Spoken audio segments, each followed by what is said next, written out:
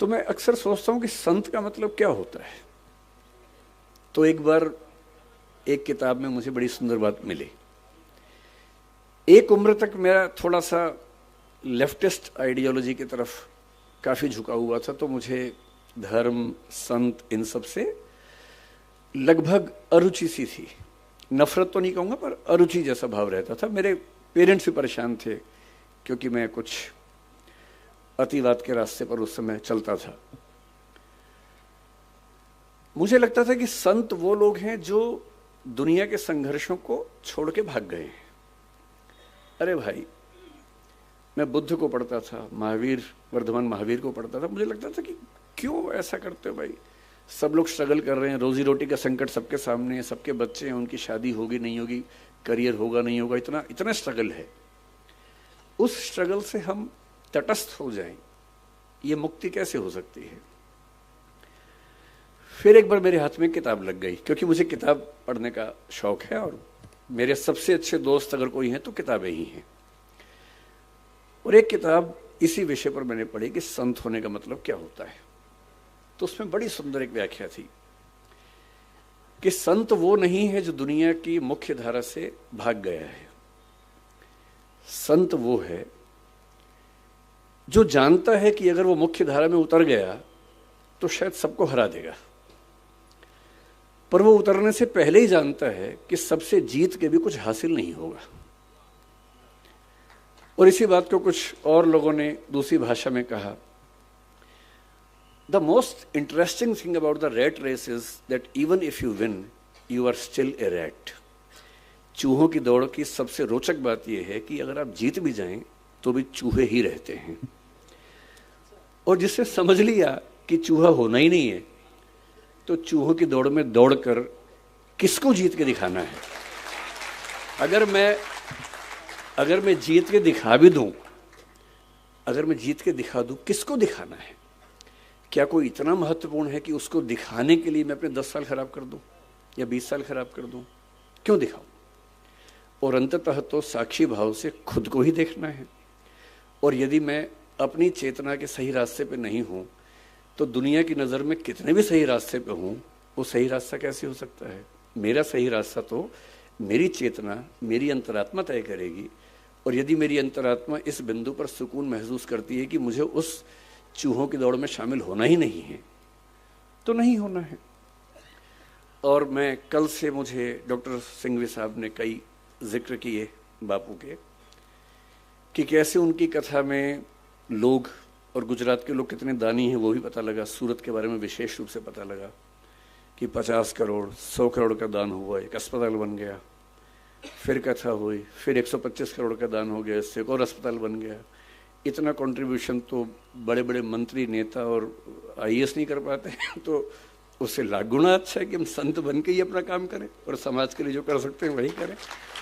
तो मैं बापू बहुत कृतज्ञ हूँ कि मैं तो इस लालच में था कि मैं ज़्यादा सुनूंगा, पर मुझे बताया गया कि मुझे सुनाना ज़्यादा है, सुनना कम है।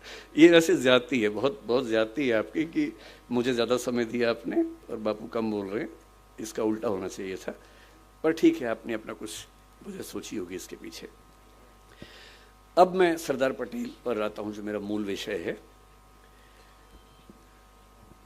सरदार पटेल के बारे में आजकल जब लोग बोलते हैं तो एक अजीब सा भाव बहुत प्रचलित हो गया है कि जब तक हम महात्मा गांधी और नेहरू जी की 4 बुराइयां ना कर दे, लोग वो सोचते हैं कि पटेल की तारीफ हो नहीं पाई ठीक से। तो मैं उस तरह का आदमी नहीं हूं, मैं पहले स्पष्ट कर रहा हूं। आप अगर ये उम्मीद कर रहे हैं कि मैं गांधी जी को 4 लाइनें सुनाऊंगा और नेहरू जी के बारे में 4 गलत बातें बोलूंगा, मैं ऐसा नहीं करूंगा। मेरा मानना है कि एक बहुत बड़ी लड़ाई एक व्यक्ति नहीं लड़ता है, एक टीम लड़ती है। और टीम में हर व्यक्ति का अपना चरित्र होता है, अपना व्यक्तित्व होता है, अपनी भूमिका होती है। हम ये नहीं कह सकते कि एक ही व्यक्ति पर्याप्त था, बाकी सब यूं ही थे, ऐसा नहीं। सबकी अपनी अपनी महत्ता थी, अपनी भूमिका थी। एक बहुत बड़े रंगमंच पे हर व्यक्ति का अपना किरदार होता है और उस किरदार को करीने से निभाना, यही उसकी महानता होती है। मैं ये जरूर मानता हूं कि सरदार वल्लभ भाई पटेल जितने सम्मान के हकदार थे उतना हमारी पीढ़ियों ने उनको दिया नहीं, ये हमारी पीढ़ियों पर लानत की बात है, ये मैं ज़रूर मानता हूँ, और ये हमें सुधारना चाहिए। क्यों सुधारना चाहिए? मैं कुछ ऐसी बुनियादी बातें आपसे कहूँगा। क्योंकि मैं यूपीएससी के लिए पढ़ाता हूँ, तो इतिहास पर लंबा लेक्चर देना तो सामान्य बात है, पर आज जो ऑडियंस, मैंने पूछा पहले कौन लोग रहने वाले हैं, तो बताया कि स्कूल के बच्चे होंगे, कुछ समाज के लोग होंगे। तो मैं ये मान के आया था कि हमें बहुत आसान बातें करनी है, मुश्किल बातें नहीं करनी है।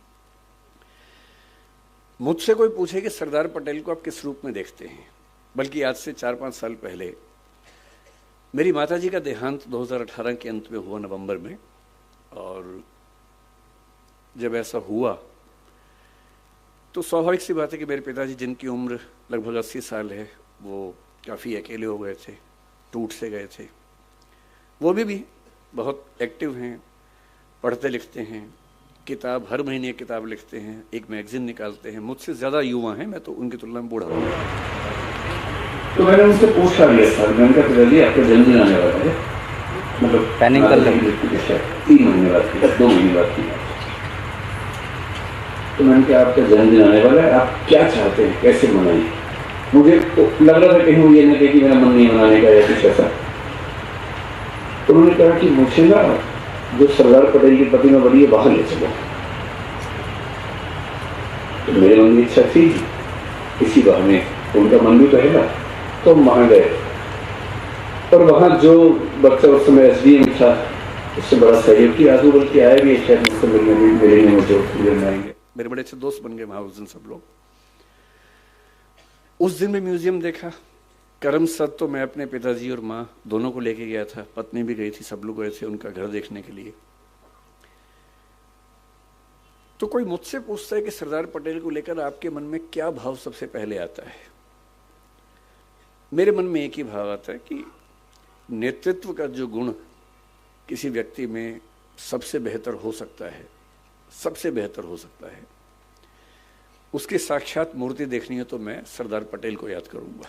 अगर मुझे किसी एक व्यक्ति का नाम बोलना हो तो सरदार पटेल का नाम बोलना चाहूँगा। क्यों बोलना चाहूँगा? उसकी वजह अलग हैं, शायद वो वजहें थोड़ी सी इतिहास में आपको अलग लगें, पर मैं आपको 2-3 वजहें बता के बात समाप्त करूँगा। और क्योंकि मुरारी बापू हैं, राम कथा वो करते हैं, तो मैं बीच में भगवान राम का जिक्र भी लाऊंगा ताकि थोड़ा सा पर्सपेक्टिव और सही तरीके से हम समझ सकें। भगवान राम के बहुत सारे रूप हैं। वाल्मीकि के रामायण में अलग रूप है, भवभूति के उत्तर रामचरित में अलग रूप है। उसके बाद गोस्वामी तुलसीदास ने जब लिखा रामचरितमानस, उसमें काफ़ी नया रूप वो लेके आए।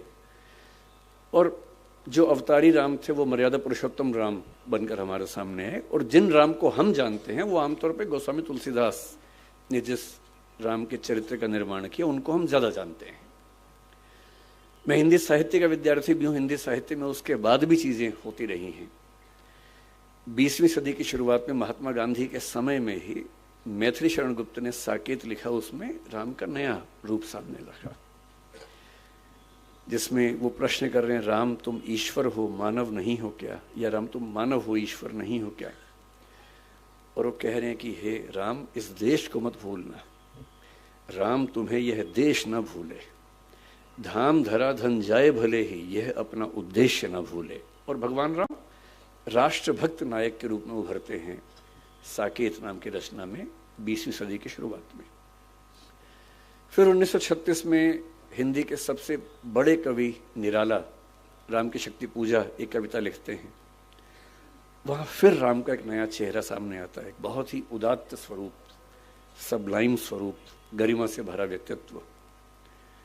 फिर आज़ादी मिलने के बाद नरेश मेहता ने एक और पुस्तक लिखी, संशय की एक रात। वो राम के एक और रूप को सामने लेके आता है, जिसमें राम को दुविधा है, और एक बड़े व्यक्ति की दुविधा होनी चाहिए। उनको दुविधा ये है कि सीता की मुक्ति तो मेरी निजी लड़ाई है, मेरी पत्नी का अपहरण हुआ तो लड़ना मेरा धर्म बनता है, लेकिन उस लड़ाई में मैं इस पूरे समाज को, पूरी सेना को झोंक दूं, ये उचित है या अनुचित है? और रात भर वो इस दुविधा में रहते हैं, और उसके बाद उनको इस प्रश्न का सही उत्तर मिलता है। उसी बिंदु पर संशय की एक रात पूरी कविता समाप्त होती है। तो मुझे जो पूरी भारतीय परंपरा में एक सबसे महान आदर्श नजर आता है अलग अलग रूपों में, वो भगवान राम का है। और मैं महसूस करता हूं कि जब हम पटेल को समझें और थोड़ा सा दोनों व्यक्तित्वों की तुलना करके समझें तो बात और गहरे से हम महसूस कर सकते हैं कि पटेल का पटेलत्व राम के रामत्व के कितना नजदीक है, इन दोनों में कितनी गहरी समानताएं हैं। एक प्रसंग से बात शुरू करते हैं जिस प्रसंग पर लोग नाराज रहते हैं, पर मैं यहाँ नाराजगी जाहिर करने नहीं आया हूँ। मैंने आपसे पहले ही कहा कि मैं ना नेहरू जी के बारे में एक गलत वाक्य बोलूंगा ना गांधी जी के बारे में बोलूंगा, और पटेल जी को महान होने के लिए इसकी जरूरत नहीं है कि हम किसी को नीचा करके दिखाएं, वो वैसे ही बहुत बड़े हैं, किसी को मैं छोटा क्यों करूं उसके लिए, है ना।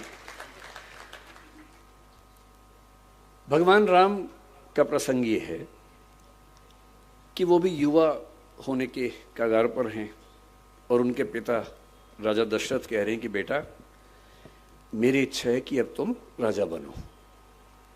राम खुद नहीं कह रहे हैं, दशरथ कह रहे हैं। राम तो यहां तक कह रहे हैं कि पिताजी ये उचित बात नहीं है, हम 4 भाई हैं, कहने कहने का उम्र का अंतर है, एक ही दिन तो पैदा हुए थे, आधे 1 घंटे के अंतर को बड़ा भाई छोटा भाई क्या होता है, सब साथ साथ पैदा हुए थे। अब जन्म में एक संग सब भाई, भोजन शयन केली करिकाई, वो पूरा चौपाई कहते तुलसीदास जी। बिमल बंस यह अनुचित एकू, बंधु बिहाई बड़े ही अभिषेकू। इतने महान वंश में ये उचित बात नहीं है कि अभिषेक सिर्फ मेरा हो रहा है। क्यों भाई, बड़प्पन यही तो है कि जब सत्ता चरणों में रखी हो तब कोई कहे कि मुझे क्यों, मैं क्यों राजा बनूं। और पिता समझा रहे हैं कि बेटा तुम संयोग से सबसे बड़े तो हो ही भाई, आधे घंटे का भी अंतर है तो बड़े तो हो ही ना भाई, और तुम्हारा व्यक्तित्व भी ऐसा है कि मेरे पास हर जायज वजह है कि मैं तुमको राजा बनाऊं, तुम बस मना मत करना। तब राम कह रहे हैं ठीक है, आप कह रहे हैं तो मैं आपकी बात कैसे टाल सकता हूं। राम के राज्याभिषेक की तैयारियां चल रही हैं, और यदि हम राम को मनुष्य थोड़ा सा बना के देखें, केवल भगवान ना समझें, तो हम सोच सकते हैं कि उनको भी कुछ कुछ तो उत्सुकता हो ही रही होगी, अच्छा लग ही रहा होगा कि अब मैं राजकाज संभालूंगा। शायद सीता और राम के बीच में बातें भी होती होंगी, सीता कहती होंगी आप राजा बनेंगे, मुझे भूल तो नहीं जाएंगे। राम कहते होंगे कैसी बात करती हो, ऐसी बातें होती होंगी। चुहलबाजी तो पति पत्नी में होती है, होती होगी, उनमें भी खुशी का माहौल होगा। और अचानक एक प्रसंग घटता है। मंथरा कैकेयी को समझाती है कि क्या तुम जानती हो क्या होने वाला है। कैकेयी बहुत खुश है। कैकेयी कह रही कि हाँ मेरा बेटा राजा बन रहा है, राम राजा बन रहा है, क्योंकि उस समय तक कैकेयी को इस बात का इल्म तक नहीं है कि मेरा बेटा भरत और राम में क्या अंतर है, एक ही बात तो है। और तब मंथरा अपनी बुद्धि से कह रही है कौन रिप हो हम ही कहानी, चेरी छाणी नहीं हो रानी। कोई भी राजा बने मुझे क्या नुकसान है, मैं तो नौकरानी हूं, रानी थोड़ा ना बन जाऊंगी। पर तुम्हें फर्क पड़ेगा, तुम्हारा बेटा राजा नहीं बन रहा है, कौशल्या का बेटा बन रहा है। और फिर जैसा होता है जिसको हम कहते हैं भड़काना, वो सब चीजें हुई। कैकेयी की बुद्धि फिर गई, ऐसा कह सकते हैं। उनको 2 वरदान याद आए अपने, उन्होंने अपने पति से वरदान मांग लिए। दशरथ धर्म संकट में है, एक तरफ बेटे का मोह, जिस बेटे के लिए वो जान दे सकते हैं, इतना प्रेम करते हैं उस बेटे से, उसको राजा बनाने वाले हैं। और दूसरी तरफ है रघुकुल के ही। रघुकुल रीत सदा चली आई, प्राण जाए पर वचन ना जाई। वचन भी नहीं जाना चाहिए, खुद ही वचन दिया था कि तुमने मेरी रक्षा की है तो मैं तुम्हें 2 वचन देता हूं। अब रघुकुल का राजा अपना वचन तोड़ दे तो ये उसके कैरेक्टर के खिलाफ है, चरित्र के खिलाफ है। बेटे को कहा है कि तुम राजा बनोगे, उससे कैसे पीछे हटे। और दशरथ इतने दुख में है, अंत में अपने बेटे से कहते हैं कि ऐसा हुआ। मैं सोचता हूं, कल्पना करता हूं, अगर राम कह देते, क्योंकि राम अकेले बेटे तो है नहीं इस दुनिया में, इसी दुनिया में शाहजहां का बेटा औरंगजेब भी था, इसी दुनिया में बिंबिसार का बेटा अजातशत्रु भी था, और इन दोनों बेटों ने अपने बाप को मरवा दिया था। बेटे तो ऐसे भी होते हैं। दिल्ली में 10 दिन पहले घटना हम सब ने देखी है कि जब कोई बच्चा अपने माँ बाप बहन की हत्या कर देता है, ऐसे बच्चे आज ही छोड़ना हो रहे हैं, हर दौर में हुए हैं। और मैं इमेजिन करता हूं कि अगर राम कहते कि पिताजी पूरे सम्मान के साथ मैं ये कहना चाहता हूं कि मैं आपकी ये बात नहीं मानूंगा, प्रजा तय करेगी, तो अयोध्या की प्रजा क्या तय करती उस समय? क्या अयोध्या की प्रजा राम को जाने देती? नहीं जाने देती। कुछ ऐसा होता जो सारी की सारी पौराणिक परंपरा को बदल चुका होता। पर राम को पता था कि मेरा असली उद्देश्य क्या है, सत्ता या अपने पिता का सम्मान, अपनी वंश परंपरा का सम्मान। और अपने पिता, अपनी वंश परंपरा के सम्मान के सामने सत्ता क्या चीज है? दो कौड़ी की चीज है। और पिता शर्मिंदा हैं और वो कह रहे हैं कि पिताजी आप चिंता मत कीजिए, मैं वन में जाऊंगा 14 साल के लिए, आप इतना भी तनाव मत लीजिए। फिर उनकी पत्नी ने कहा कि मैं भी जाऊंगी, लक्ष्मण ने कहा मैं भी जाऊंगा। कितना बड़प्पन है। अब यहां से दृश्य को काट दीजिए और आ जाइए 1946 में। 1940 के बाद कांग्रेस पार्टी में अध्यक्ष का चुनाव नहीं हुआ है, क्योंकि 1942 का भारत छोड़ो आंदोलन हुआ। फिर विश्व युद्ध चल रहा था 1919 से 39 से 45 तक। विश्व युद्ध के दौरान कांग्रेस का इलेक्शन कैसे हो? 1946 का समय आ गया है, अप्रैल का महीना है। विश्व युद्ध के बाद परिस्थितियां स्पष्ट हैं कि अंग्रेज भारत छोड़ने की तैयारी कर रहे हैं, छोड़ेंगे ही छोड़ेंगे। 1946 का चुनाव हो चुका है। चुनाव में कांग्रेस भारी बहुमत से जीत चुकी है। सबको पता है कि कांग्रेस का जो अध्यक्ष होगा, प्रधानमंत्री बनने का न्योता उसी को मिलेगा अंतरिम सरकार में।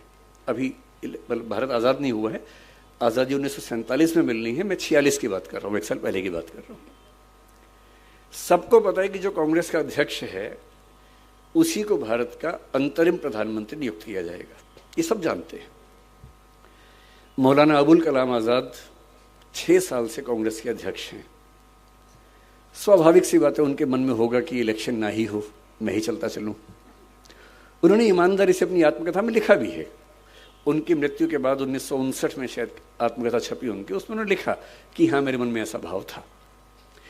ईमानदारी से सच बोलना ठीक है डॉक्टर साहब, कि लालच था तो ठीक रहता है, उसमें मतलब बोझ खत्म हो जाता है। तो अबुल कलाम आजाद ने ईमानदारी से लिखा इस बात को। तो इलेक्शन कांग्रेस का होगा, ये घोषणा हो गई। अप्रैल महीने के अंत तक फॉर्म भरने हैं, ये भी स्पष्ट हो गया। फॉर्म भरने का तरीका ये नहीं था कि आप उठे जाके फॉर्म भर दिया कि मैं बनूंगा अध्यक्ष। उस समय का नियम था कि कांग्रेस की 15 जो प्रांत स्तरीय समितियां हैं, जिसको पीसीसी बोलते थे, प्रदेश कांग्रेस समिति, प्रदेश कार्य समिति, कांग्रेस समिति, वो नॉमिनेशन भेजेंगे कि हमारी ओर से इसको अध्यक्ष पद का उम्मीदवार माना जाना चाहिए। ये नियम था। तो चल रहा था। 15 प्रदेश समितियों में से 12 ने सरदार वल्लभ भाई पटेल का नाम भेजा कि इनको अध्यक्ष बनाया जाए। बाकी 3 ने किसी का नाम नहीं भेजा, एब्सटेन किया कि हम किसी का नाम नहीं भेजेंगे। यानी कुल मिला के एक ही नाम आया, कोई दूसरा नाम ही नहीं आया। अब मामला फंस गया। 29 अप्रैल की डेट सामने आ रही थी, दूसरा कोई नाम ही नहीं आ रहा था। फिर कहते हैं कि कुछ लोगों ने कोशिश की कि नेहरू जी का नाम भी उसमें आना चाहिए। कृपलानी जी इसमें मुख्य भूमिका में थे। उन्होंने दिल्ली की जो कांग्रेस कार्य समिति है, कांग्रेस वर्किंग कमेटी है, CWC, उसके कुछ मेंबर्स के माध्यम से उनका नॉमिनेशन करवाया, जो कि जहाँ तक मेरी जानकारी है, मैं इतिहास का बहुत गंभीर शोधार्थी नहीं हूँ, पर जितना मैंने पढ़ा है उस समय के नियमों के तहत शायद वो संभव नहीं था, तो नियम थोड़े लचीले किए गए उसके लिए। उनका नॉमिनेशन हुआ। अब इलेक्शन होने वाला है। पूरी कांग्रेस की सारी समितियां पटेल के नाम पर एकमत हैं और यह तय है कि जो अध्यक्ष बना वो कुछ महीने बाद भारत का प्रधानमंत्री होने वाला है।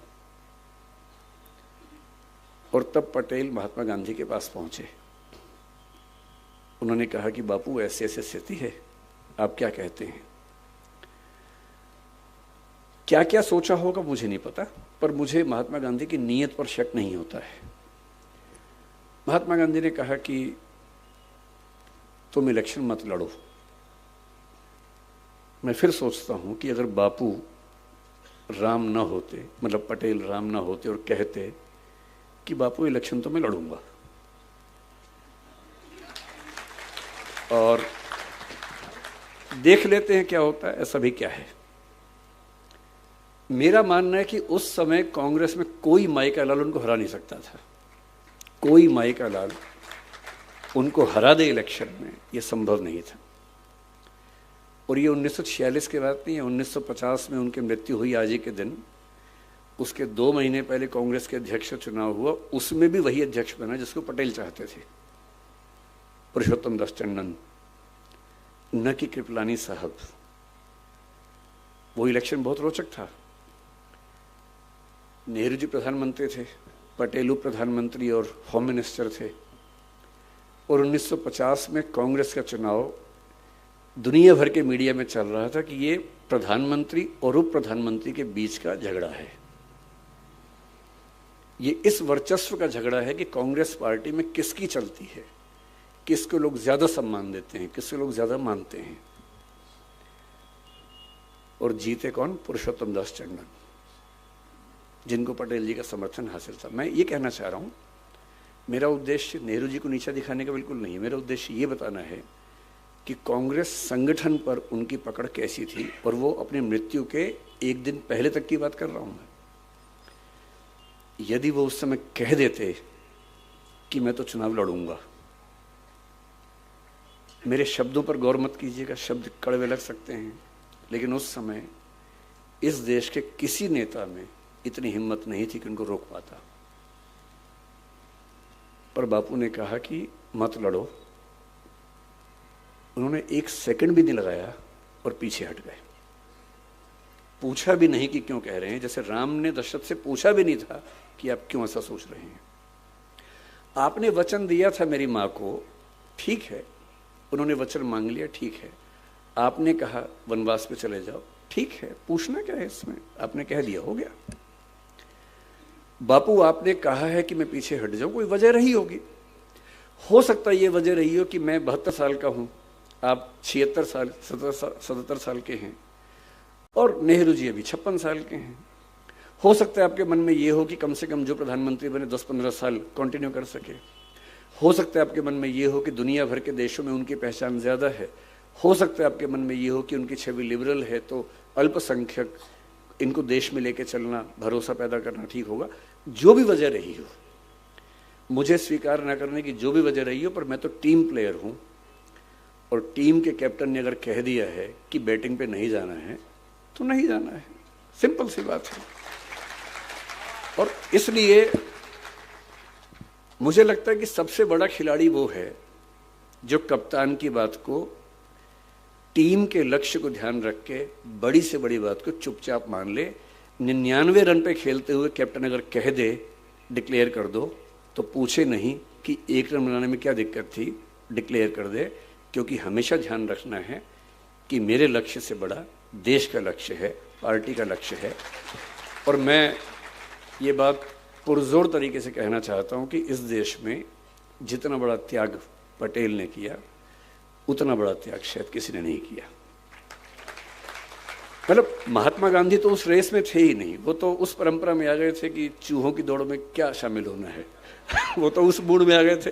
लेकिन जो लोग मंत्री बनने की प्रक्रिया में शामिल थे, अगर मैं उनकी बात करूं, भाई जिसके सामने थाली सजा के प्रधानमंत्री का पद रखा हो, और उनको ये अच्छे से पता था कि 1946 चल रहा है, संविधान बनते बनते 3-4-5 साल लगी जाएंगे, 1951-52 में पहली बार इलेक्शंस होंगे, पहला पीएम बनेगा, और तब मेरी उम्र अगर मैं रहा तो 77 के आसपास होगी, और 77 की उम्र में प्रधानमंत्री बनूंगा, इस इरादे से कोई चलता नहीं है। कम से कम यही नियति को शायद मंजूर भी था कि वो 75 के आसपास की उम्र में 1950 में दिसंबर महीने में उनकी मृत्यु हुई।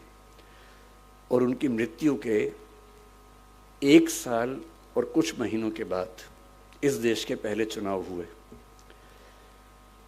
और इससे भी बड़ी बात क्या है, महात्मा गांधी थे, महात्मा गांधी ने कहा कि भाई देखो मैं कह रहा हूं पीछे हट जाओ, हट गए पीछे। दशरथ ने कहा कि बेटा ऐसा संकट है, राम पीछे हट गए। राम वन में हैं और पता लगा कि दशरथ की मृत्यु हो गई है। अगर दशरथ की मृत्यु के बाद राम बोलते कि भाड़ में जाए दुनिया, मैं वापस आ रहा हूं, देखता हूं कौन मना करता है, कौन मना कर लेता। पर नहीं, मेरे पिताजी का वायदा था, वायदे के लिए मैं कुछ भी कर सकता हूं। मतलब एक बहुत प्रसिद्ध गजल का शेर है, जैसी एक लाइन है, मैं कुछ भी हूं पर एहसान फरामोश नहीं। मैं कुछ भी हो सकता हूं, एहसान फरामोशी नहीं कर सकता। अगर पिताजी को वचन दे दिया और पिताजी की मृत्यु हो गई तो भी वचन पूरा होगा। गांधी जी 1948 की जनवरी में इस दुनिया से चले गए थे। जिन गांधी जी के वचन का सम्मान था वो तो नहीं है। और पटेल 1950 के दिसंबर में गए, 22 महीने थे। और यदि वो उस समय ठान लेते कि अब तो गांधी जी हैं ही नहीं, अब कौन रोकेगा। पर वही बात है कि वचन दिया है तो दिया है, निभाना है तो निभाना है।